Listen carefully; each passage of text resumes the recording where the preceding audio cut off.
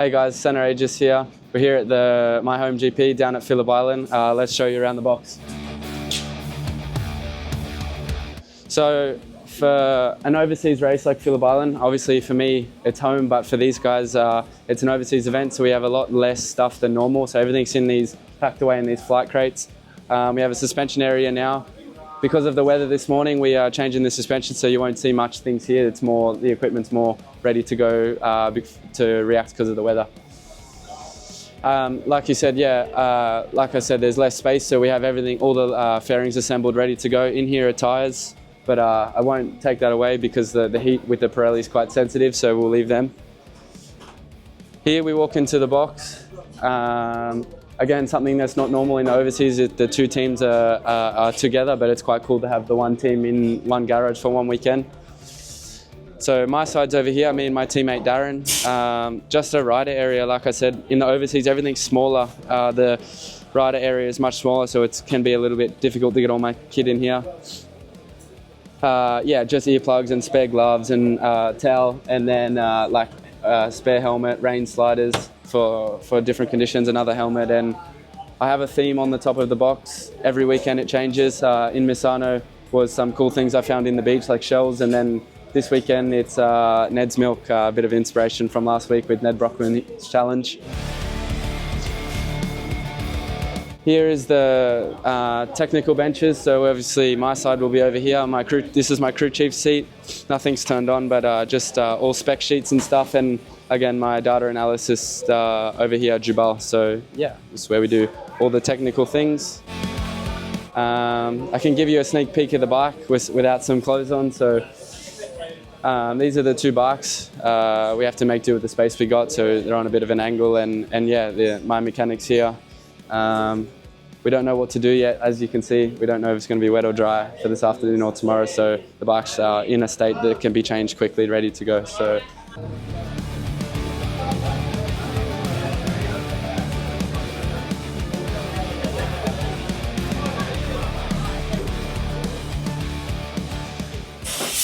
Here we'll have a little look at the dashboard. Magnetic Morelli system. Honestly, the bike's quite simple. Even though it's the intermediate category, having everybody on the same electronics and bikes, obviously the bikes are quite cost effective and everything like that, so everyone's got the same material. Honestly, the only thing we can change on our bike is engine brake position, rider torque demand, so a little bit of torque map. Here you'll have the sector time, lap counter, and in the summer races, especially on high spin consumption tracks, we'll have tyre pressure and tyre temperature on the dash. So yeah, this is just the dashboard. Pretty much that's in my control. Something that is only a small quantity of people have on the grid is this year WP suspension.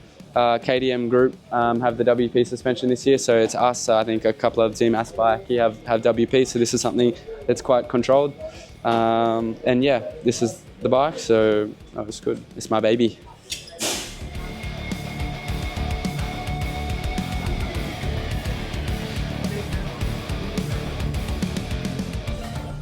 The boys this morning have come in with something quite new. If you come over here, you can see there's one assembled that's not on, say, my teammate's bike, is that there's a fork wing on the bike.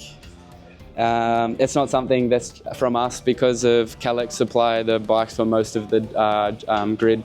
If they bring something new from Kalex, everybody has the option to buy it. So of course that the team want every little advantage we can get as long with everybody else. So we will test this maybe tomorrow morning in the dry to see if we can get something on the top speed or a little bit of stability. So no, it's something that's a little bit cool and new.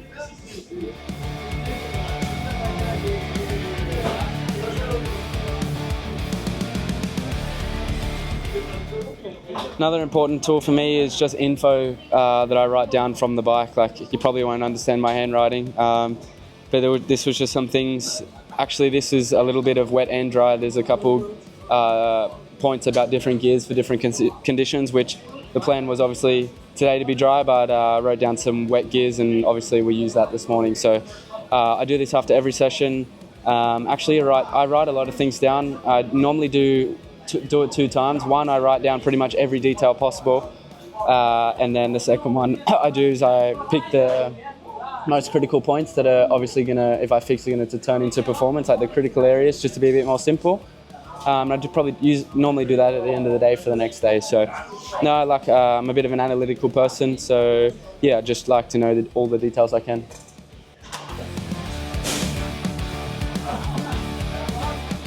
Again, to mention, like I said before, with the box being a bit more refined in overseas races, again, we have demountable offices. Normally would be back in the back of the race truck where everything's a little bit more organised from the team side, but we have like a Jurgen's table, team boss, owner, team manager, this table here, leathers, my puffer jacket because the weather's shit. There's Darren's stuff, my stuff. It's a little bit crammed for space, but no, I have everything I have here. I have boots, everything, all my stuff, and then here's my little goodie box full of everything you can imagine. So now I have all my glasses, headphones, hydration, everything like that, and then the same for the rest of the guys.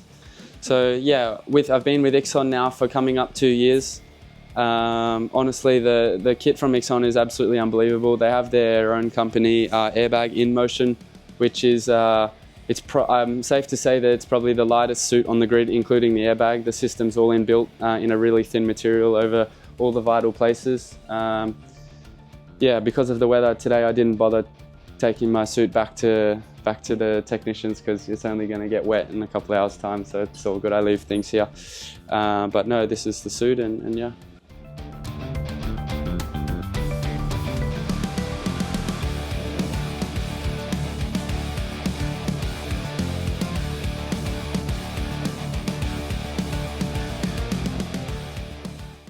No, I have a little bit of a strict routine. I get to the track pretty much an hour and 20 minutes, hour and a half before the session.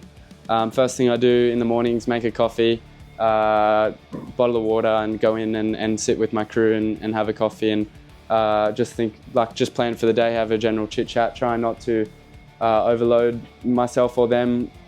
Honestly, like we do a meeting the night before, this sets the tone in the morning where I just go out and hang out with them, and then I come straight back in here around about 30 minutes before the session.